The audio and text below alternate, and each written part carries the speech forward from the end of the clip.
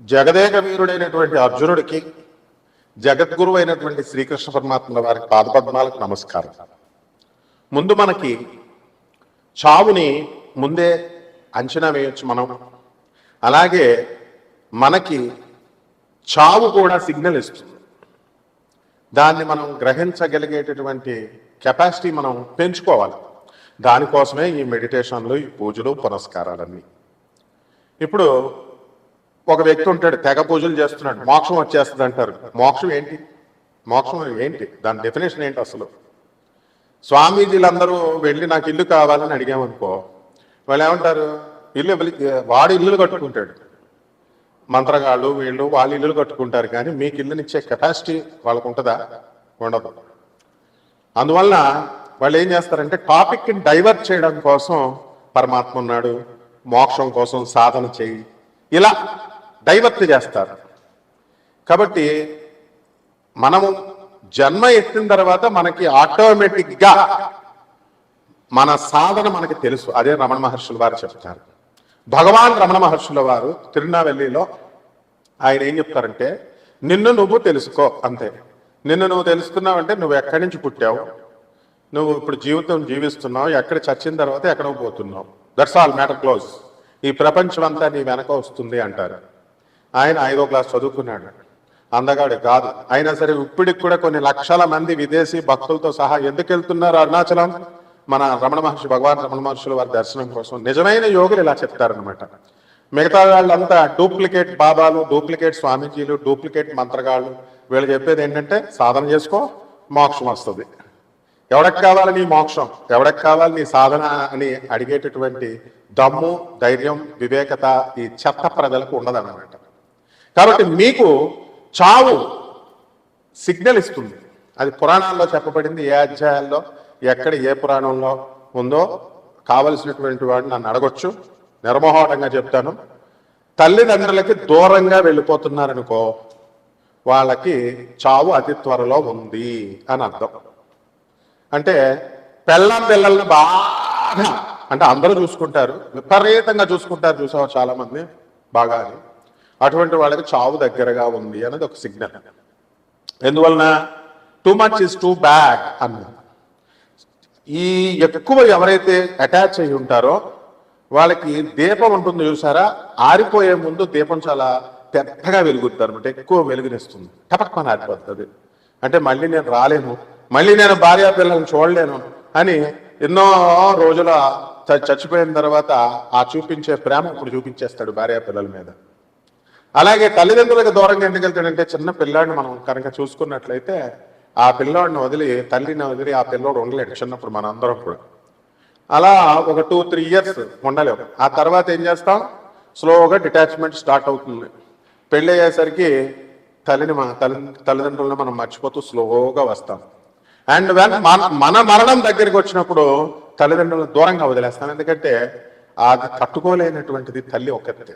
అలాగే మన తల్లి కనుక ఎవరికైనా సరే అనారోగ్యం చేస్తే ఇమీడియట్ మనం క్యాచ్ చేయగలుగుతాం. ఒక 4 రోజుల తర్వాత మనం మంచాన్ని పడతాం. అలాగే నల్ల కాకి ఎవరింటి మీదకైనా ఎక్కువ సార్లు గోడ మీద వచ్చి వాళ్తున్నా, అరుస్తున్నా, కంటిన్యూస్గా ఖచ్చితంగా మనకి చావు దగ్గరికి వచ్చినట్టే లెక్క. అలాగే శని, ప్రేతాత్మ, ఈ యొక్క ఈ ఆత్మలన్నీ కూడా పితృదేవత అనమాట ఈ యొక్క కాకి.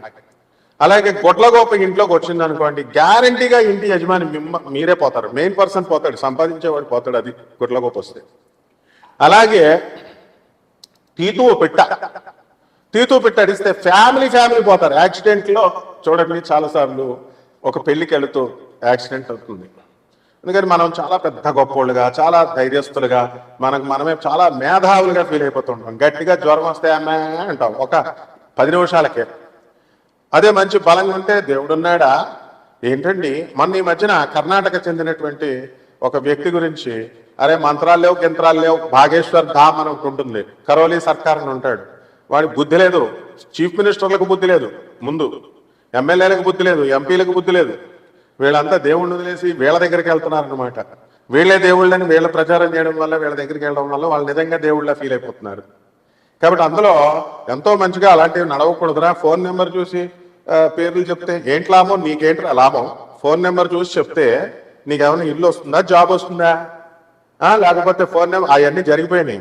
ఫోన్ నెంబర్ ఇచ్చిన తర్వాత ఆధార్ కార్డుని తీసుకుంటారు వాళ్ళు అనఫిషియల్గా.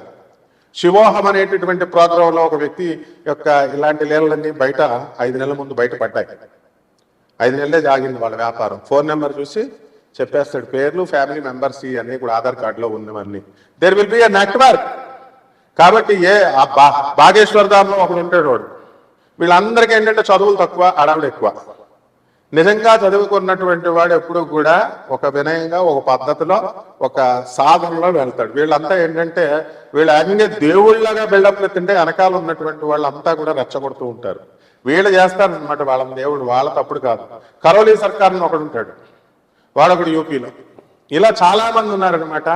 కాబట్టి ఇటువంటి వాళ్ళ స్పీచ్లు ఎక్కువ విన్నా కూడా అయోగ్యుల స్పీచ్లు, అనర్హుల స్పీచ్లు, వాళ్ళతో సహవాసం, ఇవన్నీ కూడా చేసినటువంటి వాడికి అతి త్వరలో మరణం ఉంది అని శాస్త్రాలు క్లియర్గా చెప్తున్నాయి. ఎందువల్లంటే దొంగోడితో పోలీసు వాడు నువ్వు తిరుగుతుంటే పోలీసు వాళ్ళు ఈ రోజు కాకపోయినా త్వరలో పట్టేస్తారు. అలాగే అదృష్టహీనులతో నువ్వు తిరుగుతున్నప్పుడు తప్పకుండా ఆ దురదృష్టం నేను పట్టుకుంటుంది.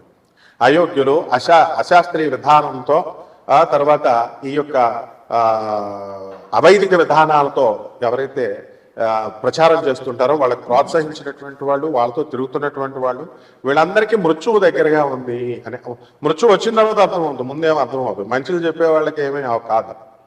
కాబట్టి ఈ తీతూ పిట్ట అర్జునుడే స్వయంగా చెప్తాడు, కృష్ణ ఈ రోజున తీతూ పిట్ట కనబడింది అంటే ఆ రోజే ఉప పాండవులందరినీ చంపేస్తారనమాట. ఎవరు? అశ్వత్థామ. ఈ విధంగా మనకి ఈ కొన్ని చిహ్నాలు ఉన్నాయి. మరి అవన్నీ కూడా తెలుసుకోవాలి అంటే వినయం ఉండాలా. మీకు ఏమైనా అచ్చున్నాం నేను చెప్పడానికి?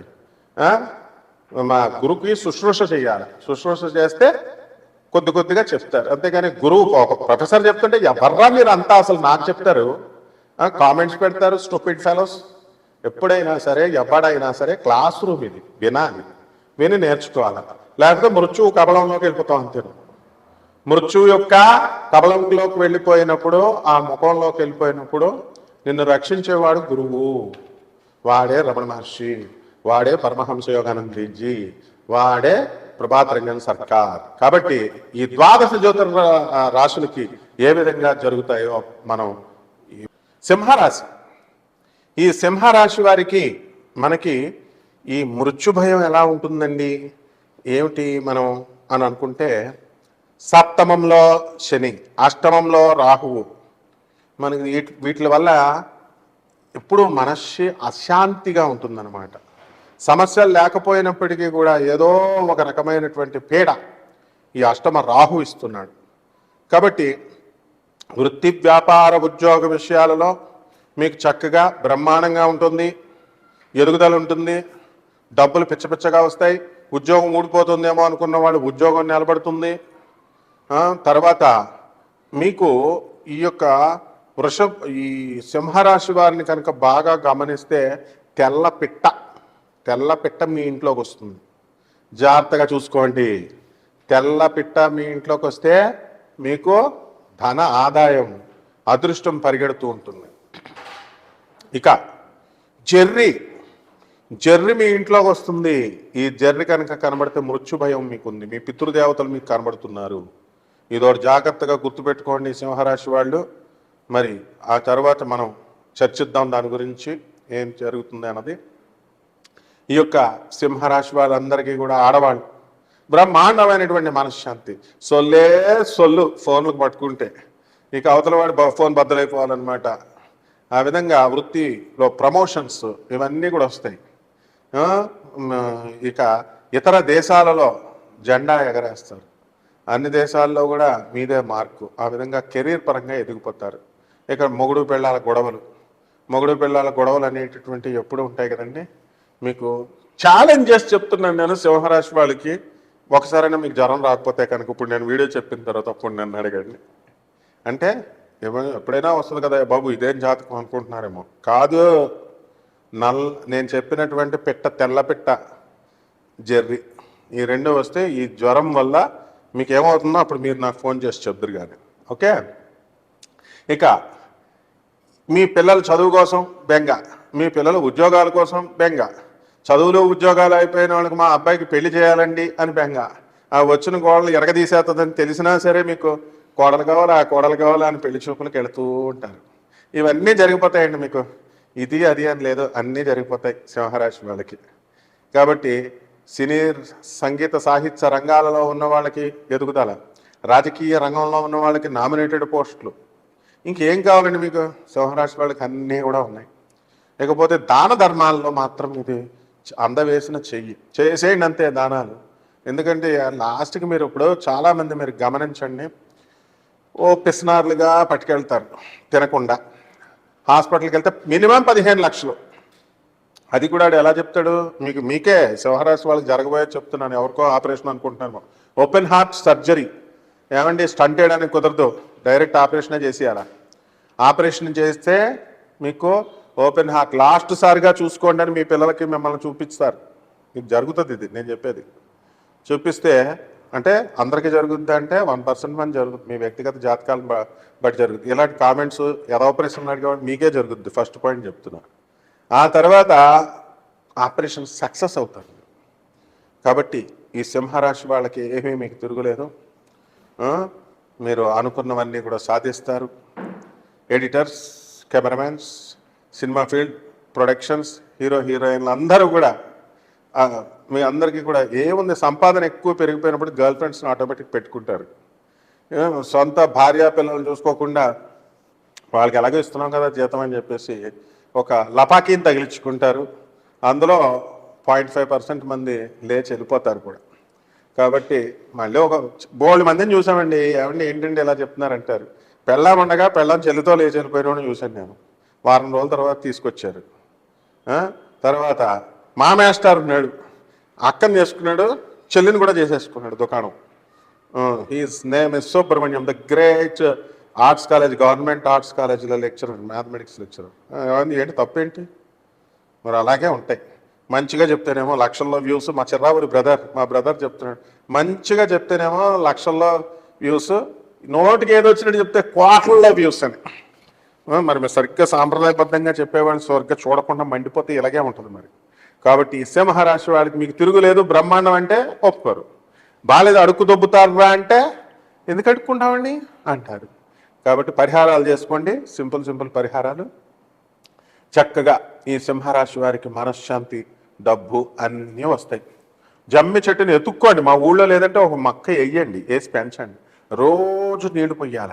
ఆ జమ్మి చెట్టు చుట్టూ రోజుకు 108 ప్రదక్షిణాలు. జిమ్కి వెళ్తా లేదా దీనికి వెళ్తాను, ఆడవాళ్ళు ఇంట్లో పనులు చేసుకోలేరు, మీరు గిమ్ములు ఈ చెట్టు చుట్టూ తిరగండి. చక్కగా మీ భర్త ఎక్కువ కాలం బతుకుతాడు. ముందు మీకే గండాలు ఉన్నాయమ్మా, ముందు మీరు కూడా బతుకుతారు. చక్కగా 108 ప్రదక్షిణాలు జమ్మి చెట్టుకి, రోజుకు 2 బకెట్లు నీళ్ళు పోయండి, రోజు 108 సార్లు తిరగండి. జిమ్కి కూడా వెళ్ళండి, ఎవరొద్దన్నారు వెళ్ళండి. ఇటు అటు 2 చేసుకోండి. మాకు కుదరదంటే ఇది చేయండి, ఇది ఫస్ట్ ప్రిఫరెన్స్ ఇమ్మంటున్నాను, అంతేకాని జిమ్స్లోకి వెళ్ళి సొల్లు కబుర్లు చెప్పుకోవడానికి కాదు. వెళ్ళండి, జాగ్రత్తగా చేసుకోండి. శుభమస్తు.